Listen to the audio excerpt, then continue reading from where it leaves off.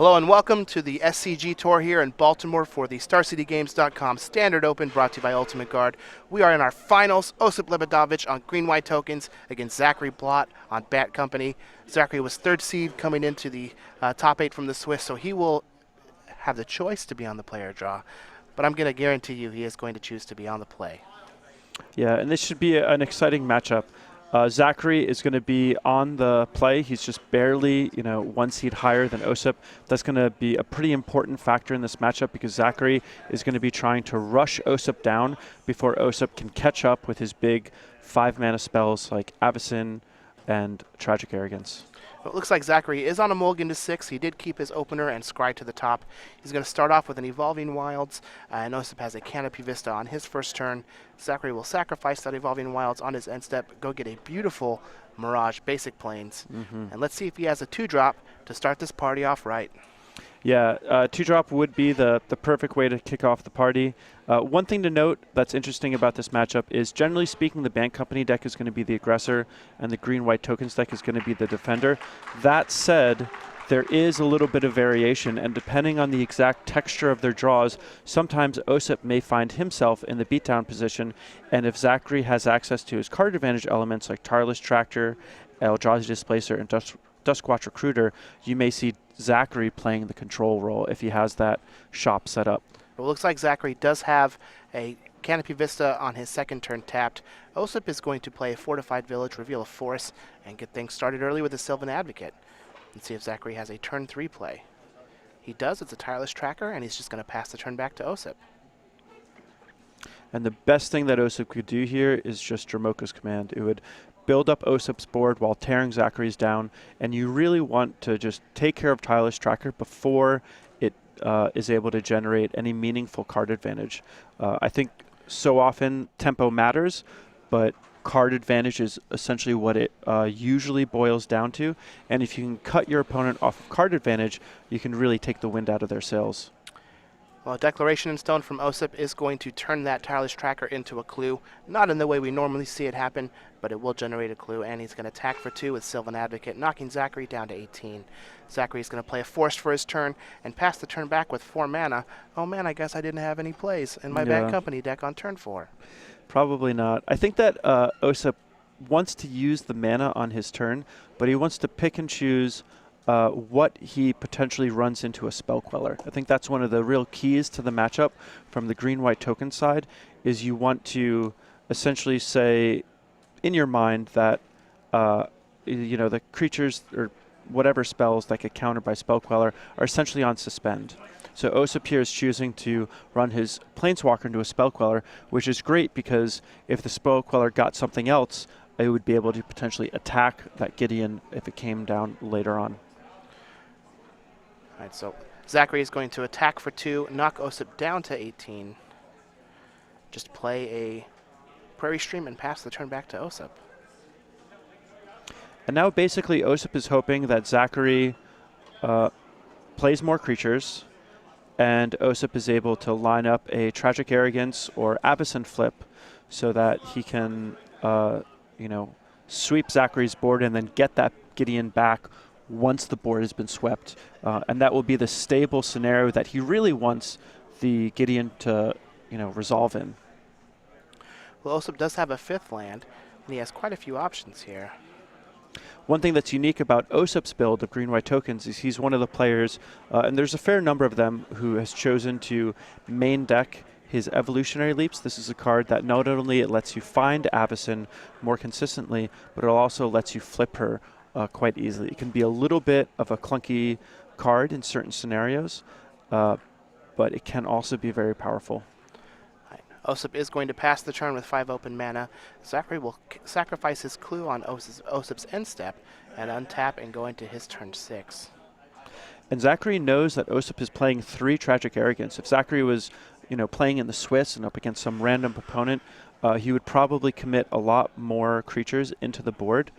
But in this situation, he knows he needs to play around Tragic Arrogance. All right, so we're going to see a Tireless Tracker come down, and then a Canopy Vista, which will generate a clue.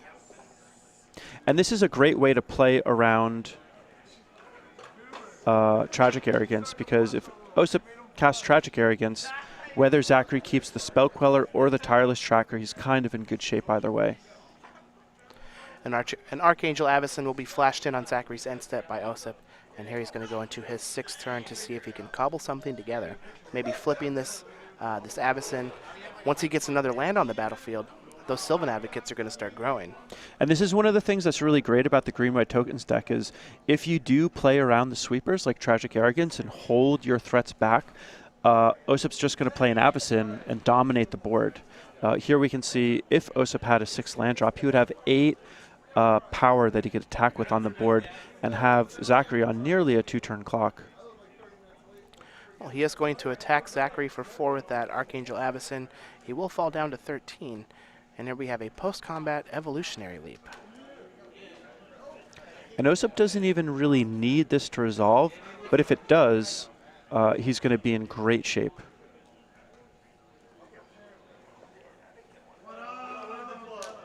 Alright, Evolutionary Leap is going to resolve. And Zachary actually, it doesn't look like he has a Spell Queller in his hand, but he's still feigned the mana there. Yeah, pretty nice heads-up play from Zachary, although I'm not 100% sure if Osyp is buying it because that Evolutionary Leap is just going to devastate Zachary's board. He does have a 6th land for the Sylvan Advocate. He is going to play another Sylvan Advocate, and he's contemplating cashing one in here to flip that Avacyn. That's going to kill both of Zachary's creatures and get that Gideon ally of Zendikar back on the battlefield. It looks like Zachary's going to have one of his 2 Archangels to be able to play and protect his creatures, but he's only treading water against Osyp's board, and Osyp is going to have a flipped Avacyn and then another Avacyn that he can potentially play. So Osyp is in very good shape, and despite Zachary trying to play around what Osyp can do, and Zachary actually doing it quite successfully, Zachary's only, staying even. He's not really getting ahead. All right, well, Zachary is going to cash in a clue on Osyp's end step and grow his Tireless Tracker. Archangel Avacyn for Osyp will transform in Zachary's upkeep, but he's going to flash in an Archangel Avacyn of his own, but he will still fall down to 10 from the damage. And this Tireless Tracker can actually attack now because with that untapped land, it means that Zachary can make it a 5-power attacker. And it does have Indestructible right now, so it can push through that Archangel Avacyn. That would be a pretty nice attack here. Ooh, Zachary also has a Selfless Spirit.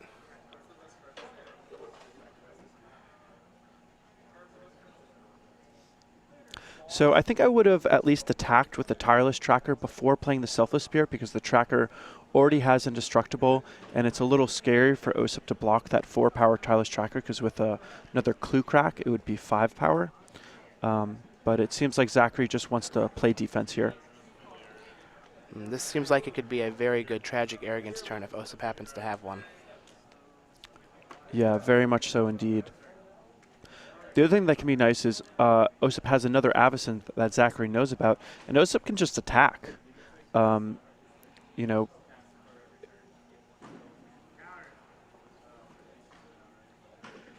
right, well, he's going to cash in his 4/5 Sylvan Advocate with Evolutionary Leap. That's going to find. And this deck is actually kind of creature light. It sees its creatures frequently because of those 4 Oath of Nissas, and it gets to play with a lot of them because of the Avacyns and Nissas. Or excuse me, the Nissas and Gideons, but it doesn't actually have that many creatures in the deck, which is why Evolutionary Leap is so good in it, is because it so frequently just finds what you want. Well, he is going to find a Hangerback Walker and cast a copy of Tragic Arrogance. Let's see what Zachary is going to do. So if I were Zachary, I'd probably sacrifice the Selfless Spirit in response, just because he doesn't want to be left with only that. And it looks like he is doing that, so that's good. So at this point, Osyp has a few different options. I think I might leave him. Yeah, so what's nice about this is it leaves the Tireless Tracker on the board, which can gain some value, but Osyp is already so far ahead, it's going to be tough for Zachary to just crack a bunch of clues to dig for stuff to catch back up. Zachary needs to spend his mana deploying to the board, and this Gideon is going to be able to do a lot of work not only keeping this tireless tracker at bay, but also just generating more value and potentially keeping up with the card advantage that tireless tracker presents. So Tragic Arrogance is going to leave Osyp with an Evolutionary Leap and an Avacyn the Purifier.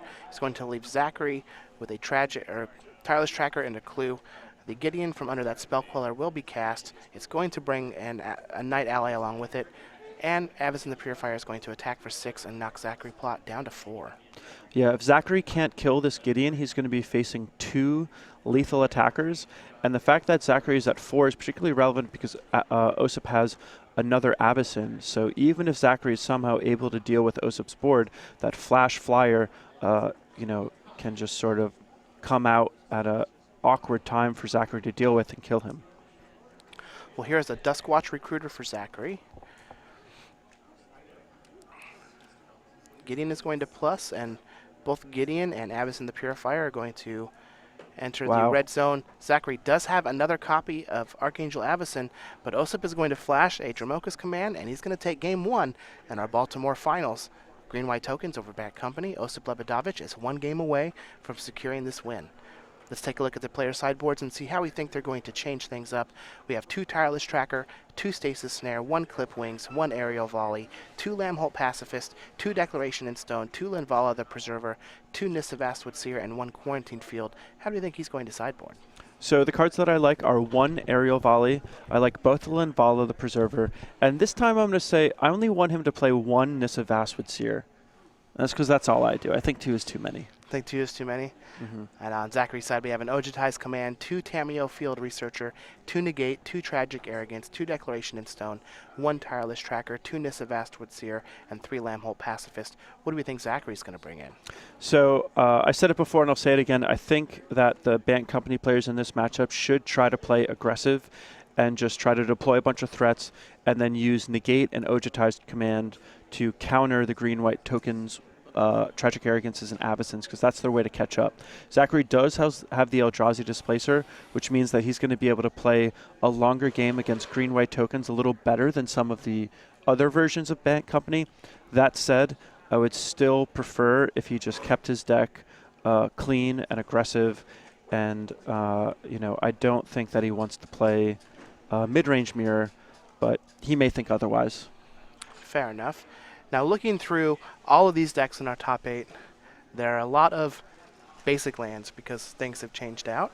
Plains, islands, and forests in specific. And if you want to get some really cool basic lands or just any full art lands for your deck, check out the weekly sale over at StarCityGames.com. It does end Monday at 10:59 a.m., so act fast where you can save on select full art basic lands. Unhinged, Unglued, Battle for Zendikar, or the original Zendikar, foil and non-foil. That weekly sale ends Monday at 10:59 a.m. Don't miss out. They will go fast. And I should, clarify a little bit. I generally prefer if the Bant Company players in this matchup just try to stay lean and aggressive, but I know that that's not actually a popular opinion. I have my own perspective of the game. Everyone has their own kind of take on it, and I don't want everyone out there to think that there's only one way to play the matchup and Boz knows all or anything like that. One of the great things about Magic is it's just such a complicated game. There's so many times you'll be in a situation where there's a fork in the road, and you can make valid, arguments. Yeah, valued arguments for each path, and I prefer being a little bit more aggressive in this matchup if possible. A lot of players choose to play it a little bit more mid-rangey. I think both options are valid. I prefer aggression, but we'll have to see what Zachary does because he's the one who's in the semifinals right now, or excuse me, finals. Yeah, this is the finals. Get it right, Boz. Yeah, I'm wrong all the time. Are we all? Don't even know what match I'm commentating. What matchup is this? This is Green-White Tokens and Band Company. Now, next weekend is going to be the SCG Regionals and the Pro Tour for Eldritch Moon in Sydney is going to be happening. How much of the results of this tournament do you think is going to affect those tournaments? Are we just going to see a bunch of Band Company lists trying to hate each other out? Do we think that people are going to jump on Green-White Tokens like you've been preaching for a while? Do we think the Blue-Green Crush deck is going to make an appearance at the Pro Tour maybe? I think that there's definitely something to the blue-green crush deck. I know for me, you know, in between rounds, I was thinking about how am I going to sideboard against that deck? You know, what do I have to do to try to win that? I think that generally speaking, there will still be a lot of Bant company. I think it's just a popular, fun, good deck, and because of that, even if it it isn't actually the best deck in the format, I think it'll continue to be one of the most popular decks in the format and one of the more successful ones. But I think that, whenever you go to an event like that, you should just treat it as an open field and just try to have a good plan against everything. You can hedge and have a little bit more hate for what you think will be popular, but I think that the best strategy is just sort of look at all the decks, try to figure out what you're going to do against all of them, and also keep your eye out for things that break out, like the Black-White Angels deck or the Crush of Tentacles deck. Those are two decks that have been picking up traction, and there may be something to them. And you want to take a good look at them to figure out how much you should be afraid of them, and whether or not maybe you should be playing them. I can get down with that. All right, we are going into our finals here between Osyp Lebedowicz on green-white tokens against Zachary Plott on Bant Company. Osyp is currently up a game. He did win that game on the draw as well. So Zachary Plott is going to be on the play here as we head into Game 2. His tournament life is on the line. He needs to win this game to even it up to force a Game 3. Osyp might smell blood in the water. Let's see if he can close this out. Yeah, on these early turns, turns 2 through 5 specifically, the thing that I think is important is that both players are using all of their mana. That's one of the best ways to pull ahead in the game, and that's also one of the best ways to make sure that you don't fall behind. So that's something that's going to be important to both players. If Zachary starts holding up his Spell Queller mana open, but he doesn't have anything to do with that mana, if Osyp doesn't play anything into it, he can be in a little bit of a tough spot. And it looks like we're actually seeing one of our first sideboard cards. This is a card that Zachary brought in from the sideboard, and I think that this is something that he's bringing in to try to be more aggressive. So Zachary is going to start off with an Evolving Wilds and a Lambholt Pacifist on his second turn. Osyp does have a 2-drop and a Hangerback Walker for 1. So let's see if Zachary is able to maybe put a counter on his Lambholt Pacifist. Nope, looks like he is just going to take another point of damage to cast that Sylvan Advocate. Going to play Lumbering Falls tapped and pass the turn back to Osyp. And a lot of times with Bant Company, I've heard a lot of people say that they like having Lambholt Pacifists, particularly when they're on the play, to get some aggression going. And if you get lucky and your opponent just doesn't have a 2-drop, which a lot of the decks in the format don't actually have good redundancy at the 2-mana slot, you can kind of get them. But this green-white tokens deck, it generally plays a fair number of 2-drops, and it has those 4 Oath of Nisses. And while Lambholt Pacifist is great when it can attack, a lot of the times it can't. So, that is a little on the awkward side. All right, so Osyp is just going to play an Evolutionary Leap and level his Hangerback Walker on his third turn. Zachary's going to attack for 2 with the Sylvan Advocate. He's going to play a Tireless Tracker and then play an Evolving Wilds and sacrifice it to get a couple of clues. That is one way that he can make a 4-power creature to allow that Lambholt Pacifist to attack. And right now, Osyp's source of card advantage is this Evolutionary Leap, and Zachary's source of card advantage is the Tireless Tracker. In an early game scenario like this, I think the Tireless Tracker is a much better advantage to have than the Evolutionary Leap. The Evolutionary Leap, it doesn't impact the board as much, and it can be a lot more mana intensive than the Tireless Tracker. Once we get into a mid and late game scenario, then the Evolutionary Leap will probably start to prove a more useful tool than the Tireless Tracker is. All right, so Osyp is going to draw for his turn. Let's see what he starts out with. He's going to level his Hangerback Walker. He's going to Dramoka's Command, put a counter on it, and fight off the Tireless Tracker. And he's just going to pass the turn back to Zachary. And this is kind of nice because Osyp can sacrifice this inside of combat to have all 4 of the tokens potentially block this Sylvan Advocate if it tries to get into the red zone.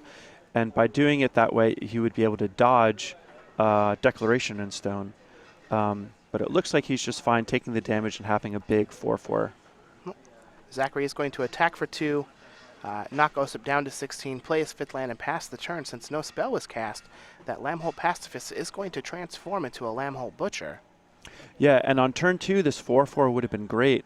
But at this stage in the game, the 4/4, you know, it's probably not going to be the biggest creature on the battlefield. This Hangerback Walker can level up to a 5/5.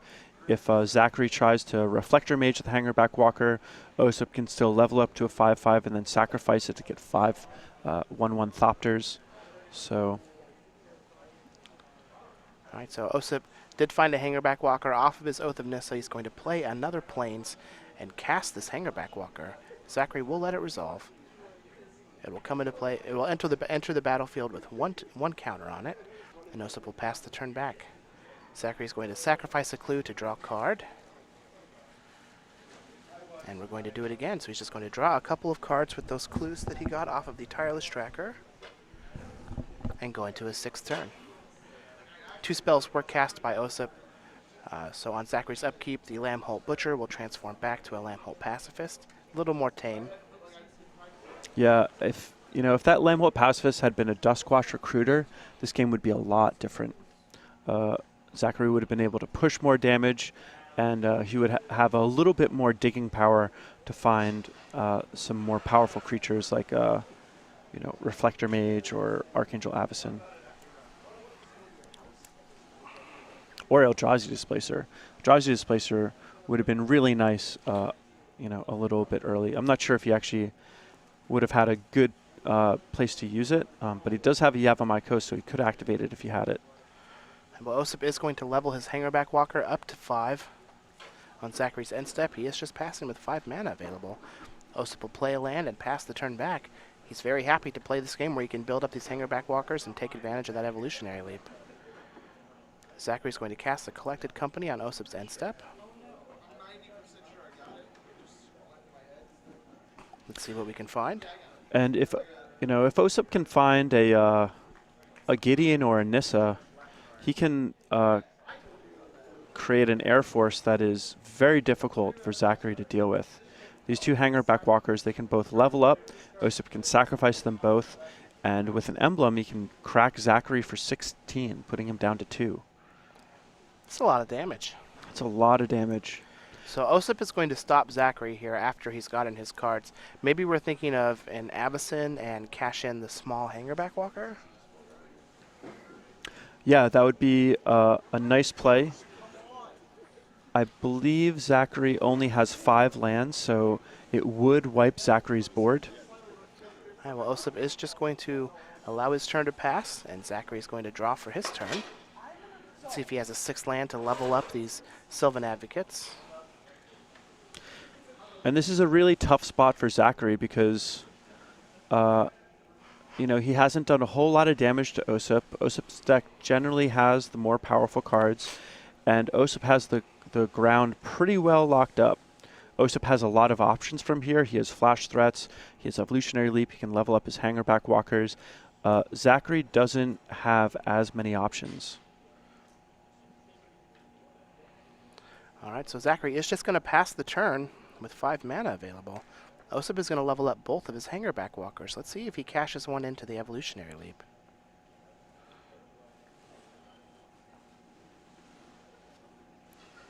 The other thing that's nice about these Hangerback Walkers is if Zachary ends up deploying a bunch of threats to the board, Osyp can potentially cast Tragic Arrogance, sacrifice the bigger Hangerback Walker, keep the smaller one, and then we'll look at a board state where Osyp has 1 Hangerback Walker and a bunch of Thopters to the single creature of Zachary. Again, one of the reasons why Tragic Arrogance is so good in this Green-White Tokens deck is not only because of the fact that the Green-White Tokens deck has some individually powerful creatures that are good on their own and some Planeswalkers, but also because of Hangerback Walker. Well, Osyp is going to take his turn and try and cast a Nissa Vastwood Seer. Zachary's thinking about using a Spell Queller on it. And Zachary kind of needs to counter this. He can't afford to let this resolve because Osyp would just get a 7th land, play it, flip the Nissa, and then that would also start generating a bunch of value, and Zachary wouldn't really be able to mount a good offense against it. So I like that Zachary is trying to target Osyp's sources of card advantage with his disruption.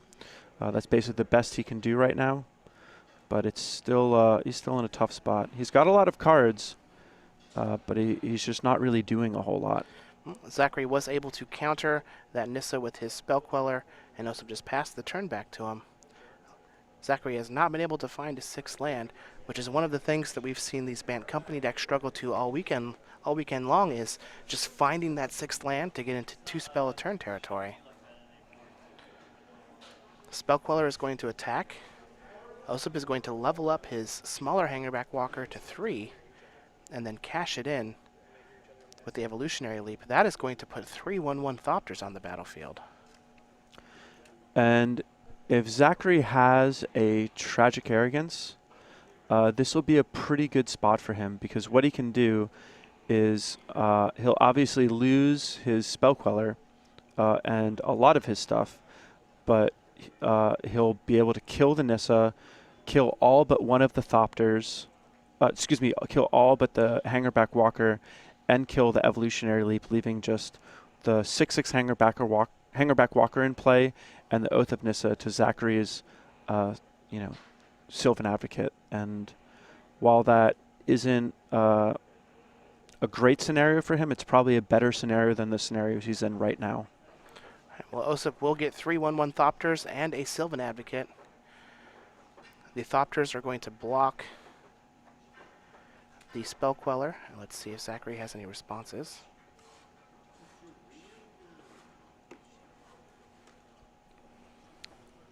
And I like the fact that Osyp is sacrificing the smaller Hangerback Walker instead of the bigger one, and I think it's specifically because Tragic Arrogance is on his radar.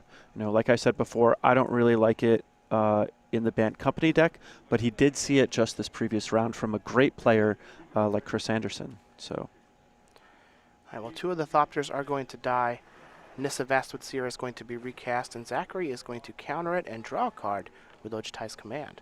So it looks like he does not have Tragic Arrogance. He's just trying to find a 6th land. Yeah, and I like this play simply for the fact that it continues to keep Nissa off the board, and it digs Zachary a little deeper to find some sort of meaningful action. All right, well, he will pass the turn back to Osyp, who will level up that Hangerback Walker to 7 counters on his end step. Zachary is tapped down low, so we might see, oh, here is that Tragic Arrogance. And so Osyp can keep his Evolutionary Leap, his Hangerback Walker, and his Thopter, because he can name one as the artifact he keeps, one as the creature he keeps, and then cause Zachary to lose a bunch of his stuff. So I believe that Oath of Nissa should be dead, but this puts Osyp in a great situation. All right, so the Thopter and the 7/7 Hangerback Walker are going to crash in. Looks like Zachary's just going to take all of the damage and fall down to 10. Yeah, and now Zachary needs to rebuild. One of the good ways for him to catch up is a Tragic Arrogance, but that doesn't even look particularly good on this board. A Reflector Mage would be the common way to deal with Hangerback Walker or Eldrazi Displacer, but because Osyp has this Evolutionary Leap on the board, those plans are not really going to work. All right, well, here we have a Tamiyo Field Researcher from Zachary Plott. Osyp's going to read it so we can see what exactly it does. He will be able to keep that Hangerback Walker and the Thopter tapped down for a turn, but Osyp can just cash in that Hangerback Walker for 6 tokens. And if he has some kind of Anthem effect, this is just a lethal attack. Yeah, he could have an Anthem effect. He could have Avacyn and just flip it with the Evolutionary Leap. This is pretty dicey. What Zachary really needs here to start things going is a Jermoka's Command just to kill that Evolutionary Leap, and then after that he needs to follow things up with either a Eldrazi Displacer or a Reflector Mage on that big. All right, so Hangerback Walker is going to be sacrificed to Evolutionary Leap. It's going to give him 7 Thopters, and there's another Hangerback Walker.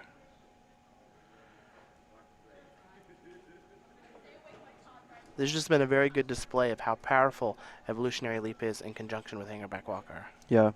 And sometimes the games play out in a way that's just too fast for Evolutionary Leap to generate a lot of value. Like I was mentioning early in the game, Osyp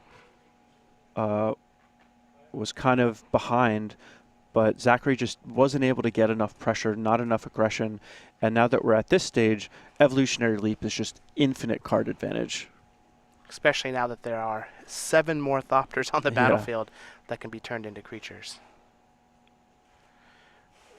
So the attack is going to knock Zachary down to 3, and here is an Archangel Avacyn. And this is likely to be game. Osyp Lebedowicz, ladies and gentlemen, he is not one of the mainstays on the tour, but he is a great player. He's playing a great deck. This is my favorite pick for the event, and here we see he's just kind of doing it all. Zachary's going to try one last time if he can cast Collected Company, potentially hit a Reflector Mage. That would be an unbelievable turn of events to deal with this Avacyn. He'll still have a long slog, and we'll have to see if he can actually do it. All right, Collected Company is going to happen in response to the Avacyn Transform trigger. Let's see if we can find a Reflector Mage to return it back to Osyp's hand. And this could be game. Zachary has to take a good look at these 6 cards. If he does not have a Reflector Mage, he's out of it. He does not have a Reflector Mage, and ladies and gentlemen, Osyp Lebedowicz is going to win this match and this tournament. Green-white tokens. You heard it from the mouth of the boss. Osyp Lebedowicz, ladies and gentlemen, your champion, taking down the StarCityGames.com Baltimore Standard Open with green-white tokens. Congratulations, my friend. Yeah, truly a great match, and I think green-white tokens hasn't been as popular lately. Even in last season, it wasn't really heralded as one of the best decks like I thought it should be, even though it had won the Pro Tour. Band Company and other decks kind of took the spot of Flavor of the Week. This green-white tokens deck is just so solid, and even though it didn't get any new tools from the format, we can see that in Osyp's main deck, he's actually not playing any new cards whatsoever. He is